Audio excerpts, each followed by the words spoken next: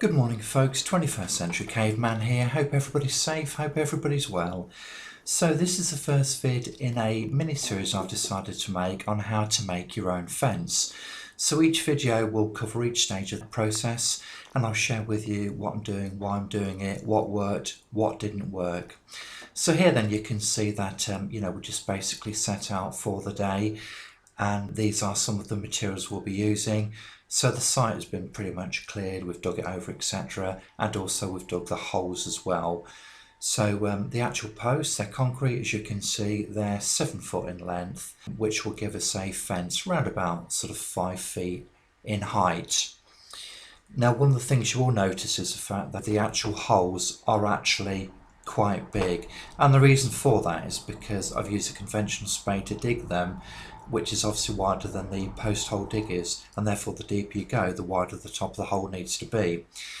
So in order to ensure that the posts are level, I've decided to use this silver line post level, so that will basically make sure it's level in a couple of directions.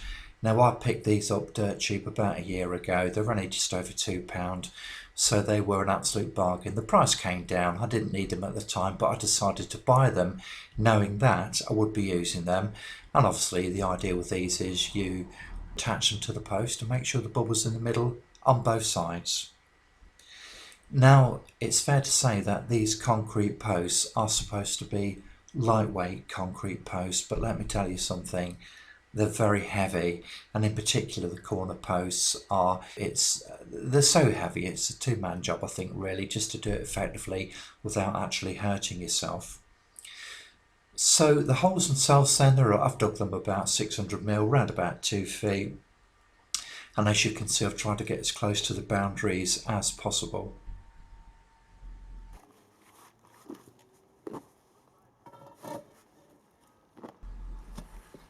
Now, I'm no expert, but I decided to start on the corner post first, just so we can actually, we can run a line from one corner to another, basically, just to make sure they're in line. So the battens then, they're basically tuber ones, 50mm by 25mm roofing battens. There's some left over from the man cave. So they were enough when I bought them several months ago, and I bought more than I actually needed at the time because I knew that I would be using them at some point. This is something which is never going to be wasted.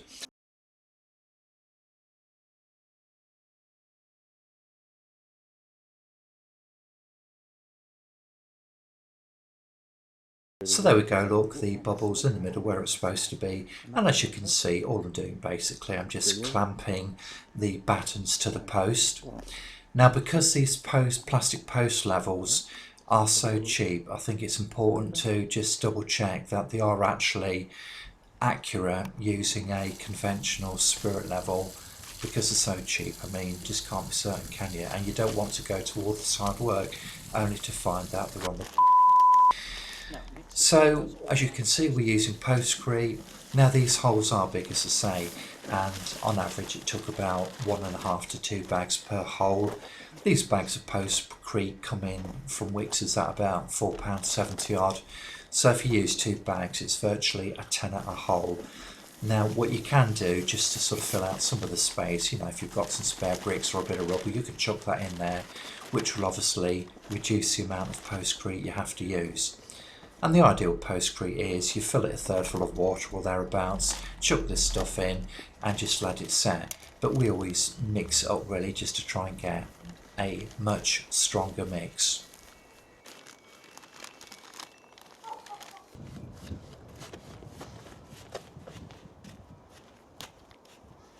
So there we go then. Now, one of the things I would point out is the fact that if these were wooden posts and not concrete posts, what I'd actually do is to set the posts on gravel, which means that there's some good drainage underneath the timber posts, which means the water won't stand and it will increase longevity. And also I wouldn't actually flatten the concrete off. I'd make sure there's a little bit of a slope so you have some water runoff.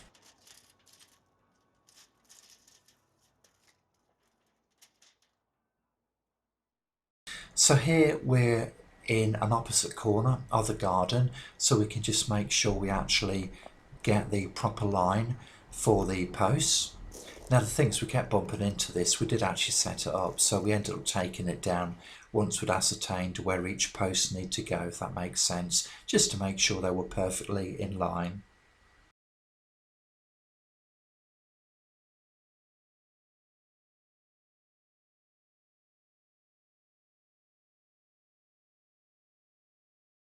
So just a quick word about the battens then. So the reason I've clamped them to the post is to make sure that the concrete posts are completely plumb. So it basically just holds them into place. And as I've already said, I've clamped these. If they're wooden timber posts, then yeah, you could just stick a nail in, or indeed you could just clamp them. Either one is just as effective, really. Now, I think the other thing to mention about this is the fact that really, for a job like this, unless you work really quickly, then all you need is about half a dozen of these supports, because by the time you come round to your third post, the postcrete in the first hole would already have set, and you can just basically release the two wooden supports and use them for the third post.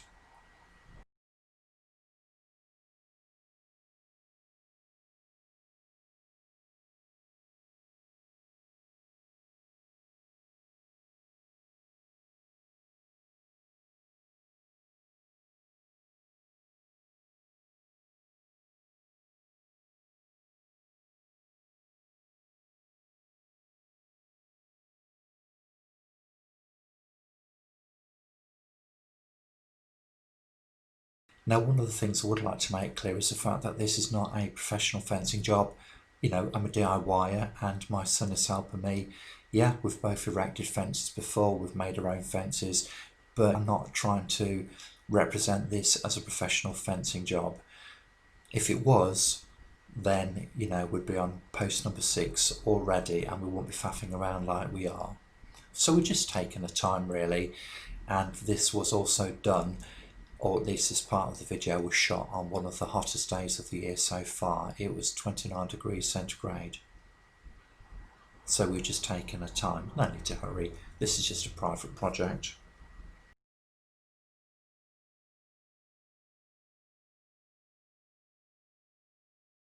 So here then, just to make sure they're nice and plumb, as I say, we've got the post level, the silver line post level on both of them, and in order to make sure it's completely level, we just put a couple of clamps at the top of each post, stuck a spirit level on there, and boom, they're absolutely spot on.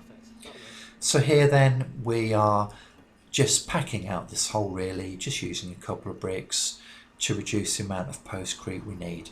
I mean, if you think about it, if you stick a couple of bricks in, they're about 40 odd p a piece, that's 80p, as opposed to half a bag of postcrete, which is a couple of quid, so you are actually saving money there. It depends how pedantic you are really and how important it is to scrimp and save on a job like this. And obviously, as far as the cost concerned, that's something I'll be discussing at the end of the video.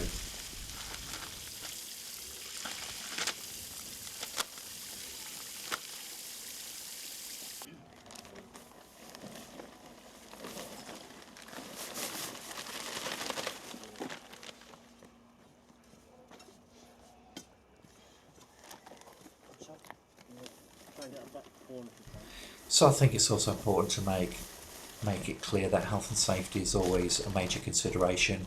As you can see, we're wearing gloves. We both ought to have been wearing respirator masks, to be honest with you. My son is wearing a FFP3 face filtering mask.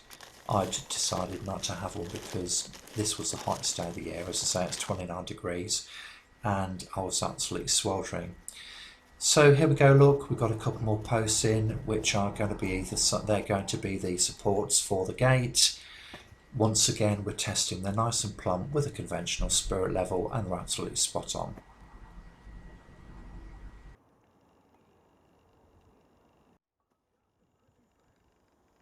Perfect. So these are quite accurate, actually, to be fair. Can't get that yet.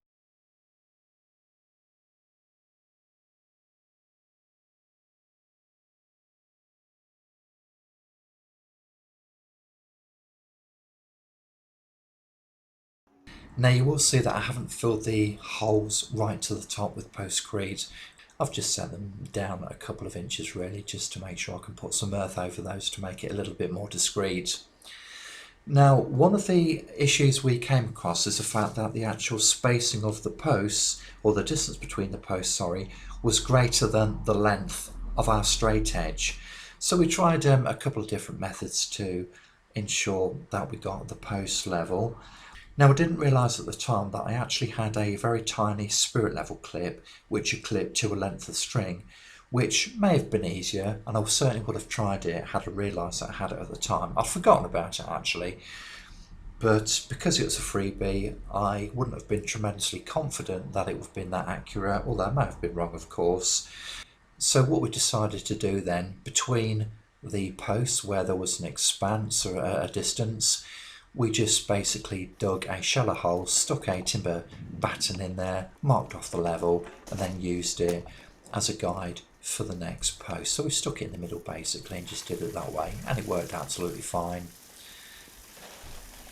Now, on the days in question, there were intermittent heavy showers, so we couldn't sort of crack on and just get on with it really. We had to keep stopping and starting, if not we'd have been absolutely soaked through, and it would have been quite a miserable experience.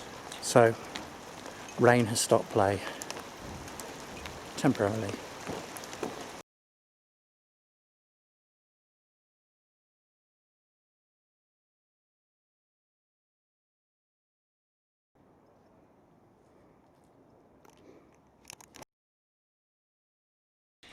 But anyway, look, so here's what I was talking about. So there's quite a distance between the corner post and the one which is going to go up against the wall of the building.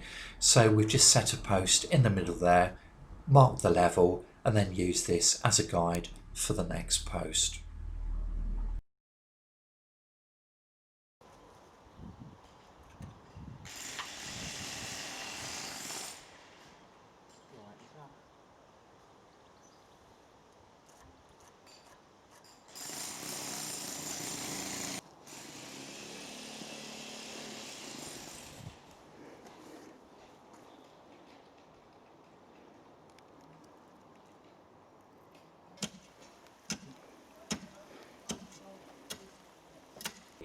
Now, one of the issues we had was the fact that one of these posts needed to be attached to the house.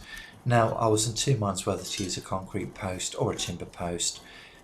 I decided to go for a concrete post just to make sure they're all consistent, but because there was a lip, a concrete lip on the base of the house, then I had to cut this post down basically. So here I've got a angle grinder with an appropriate blade to cut concrete, and this made very short work indeed of this post. Now obviously you've got to make sure that you've got a proper PPE on here, so I'm wearing goggles, ear defenders, and what I decided to do, I just marked it off using a square basically, just penciled it off and then just decided to cut it down using the angle grinder. This is quite a dusty, dirty job, but you know, so what, it's no biggie, is it? And this does a wonderful job, providing of course you've got the right blade. One thing I will point out is the fact that these posts are reinforced, so they've got some steel rods running down the centre in order to make them stronger, but these can be very easily dealt with. So here you can see I'm just cutting away all sides, and then I'm going to knock some of the concrete away on the edges of the bit that I don't need. Now the way I'm doing it here is actually going to take a little bit longer. Having got to this stage, I probably could just have whacked it with a hammer, but I didn't want to damage the good piece of the post, which was going to be visible. I wanted to try and make sure that it remained as strong as possible and as neat as possible.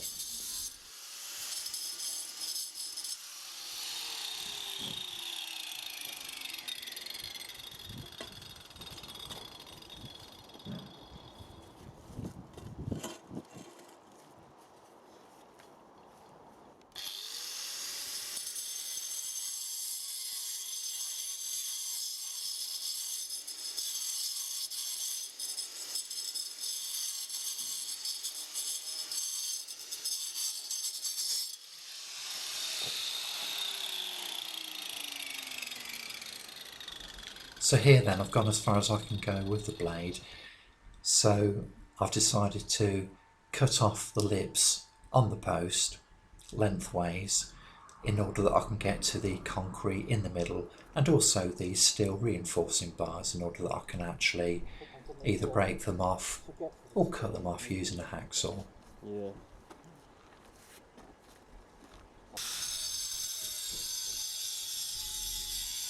And once again, this actually made for a very clean, tidy job.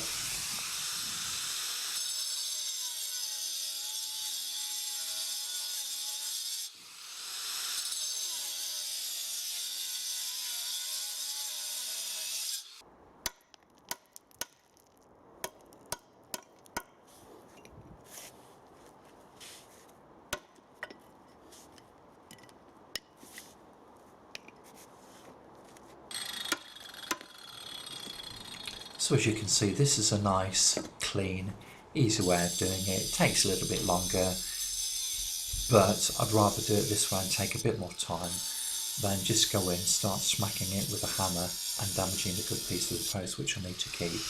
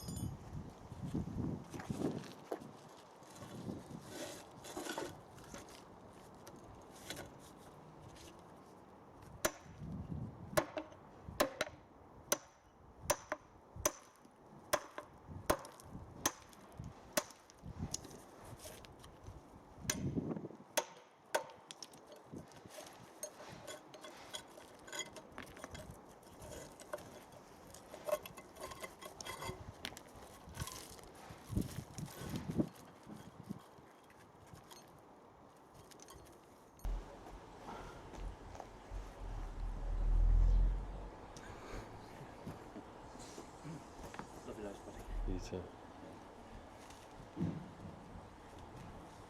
Look like you're straight out of Breaking Bad. Walter White about to cook up some meth. I feel like I've just come out of the Breaking Bad.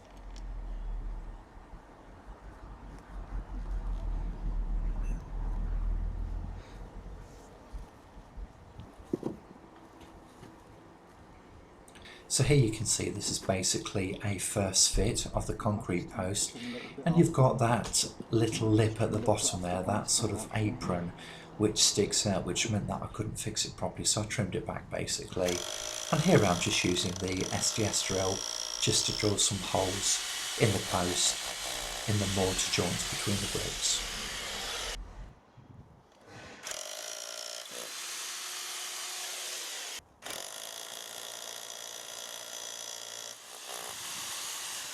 Right, so here we're just fixing the post to the wall, and we didn't have any plastic plugs which were long enough for these long screws, so basically we just made our own. We had some electrical cable, folded it up, wanged it in the hole, and that made an absolutely super plug indeed. I'm going to do another separate video on that.